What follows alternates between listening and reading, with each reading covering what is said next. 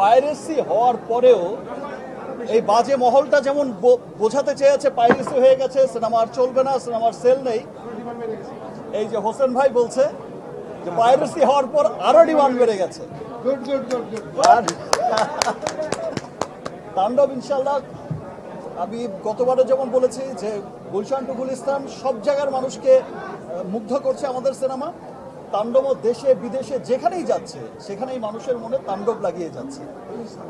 আর এই সিনেমা হলটা আমার কাছে খুব ভালো লাগে। আমি যখন এখানে আসি খুব নিজের মনে হয়, খুব আপন মনে হয়। Because number one Shakib Khan যে সিনেমাটা, যে নামটা, সেটা আসলে আমাদের হোসেন ভাই এই সিনেমা হলের মালিক, সনি স্কোয়ারের মালিক এবং হচ্ছে সনি পিকচার্সের মালিক, যার এখান থেকেই হয়েছিল আমার নাম্বার ওয়ান শাকিব খান। আর সেটাও অনেক ব্লকবাস্টার ছিল আলহামদুলিল্লাহ। তো সবাইকে অনেক ধন্যবাদ। আপনারা অনেক সময় ধরে এখানে অপেক্ষা করছেন। তাণ্ডব যেভাবে চলছে সেভাবেই চলবে, সকলের মনে তাণ্ডব লাগিয়েই চলবে ইনশাল্লাহ। সবাইকে অনেক অনেক ধন্যবাদ। থ্যাঙ্কস এগেইন সমস্ত দর্শকদের।